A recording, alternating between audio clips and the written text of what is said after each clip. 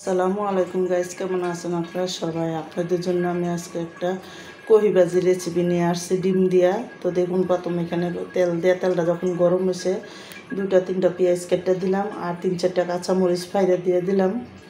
দিয়ে পেঁয়াজটা হালকা একটু নরম করবো, বেশি লাল করব না, হালকা একটু।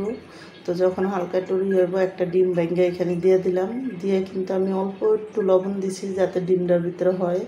তো ডিমটার ভিতরে দিয়ে ভালো মতন ডিমটার আমি ভাজা করবো এখানে। তো ভালো করে যখন একটু ভাজা হইব, আমি অর্ধেকটা কহি এখানে দিয়ে দিলাম। তো কহিটা দিয়ে স্বাদ মতো লবণ দিলাম একটু।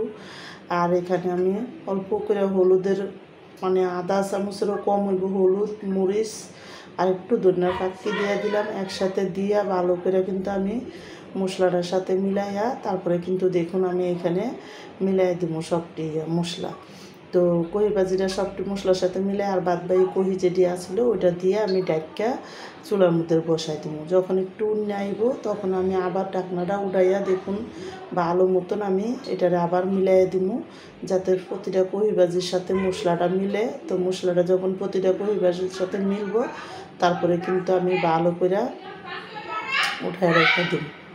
তারপরে এখানে সবটি কহি ভাজি দিয়ে তারপরে কিন্তু আমি এখানে আবার ডাইক্কা কহি ভাজিটা রান্না করবো। তো যখন ভালো মতন কহি ভাজিটা ডাইক্কা রান্না করবো, যখন নরম হয়ে যাব তখন কহি ভাজিটা উঠাই দেবো। তো দেখুন আমার কহি ভাজিটা কিন্তু অর্ধেক সিদ্ধ হয়ে আইছে।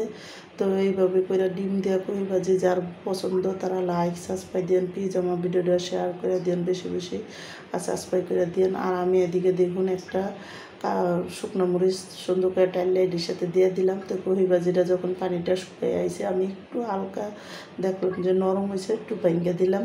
তো দেখুন একটু যখন ভুঙ্গে তারপরে কিন্তু আমি কহি ভাজিটা ভাজা করে উঠাই দিব। তো দেখুন এখানে ভালো করে কহি ভাজিটা কিন্তু আমি একটু লাইরা দিছি যাতে প্রতিটা একটু মানে একটু হয়। তো দেখুন দিয়ে কিন্তু আরেকটু চুলার মধ্যে রাখবো আর আমি রাইখা তারপরে কিন্তু আবার একটু পরে আবার ঢাকনাটা উঠাইয়া একটু ধনিয়া পাতা দিয়ে দিব। এখানে কহি ভাজির মধ্যে দেখুন উপরে দিয়ে কিন্তু তেল হয়ে গেছে গা, আর আমি একটু ধনিয়া পাতা দিয়া এখন কহি ভাজিটা কিন্তু ভালো মতন মশলার সাথে মিলাইয়া তারপরে করে দিব। ভালো করে একটু ভাজা করবো। দেখুন এখন আমি ধনিয়া পাতাটা দিয়ে এখন ভালো করে কহি ভাজিটা লাড়া দিয়ে দিব। আর কহি ভাজিটায় কিন্তু কোনো পানি নেই গা, প্রতিটা পানি শুকিয়ে গেছে। আর এদিকে দেখুন ধনিয়া পাতাটা দিয়েও আমি এখন নামাই দেবো। তো আমার কহি ভাজিটা কিন্তু দেখুন সুন্দর মতন হয়ে গেছে আর ভালো করে ভাজা হয়ে গেছে।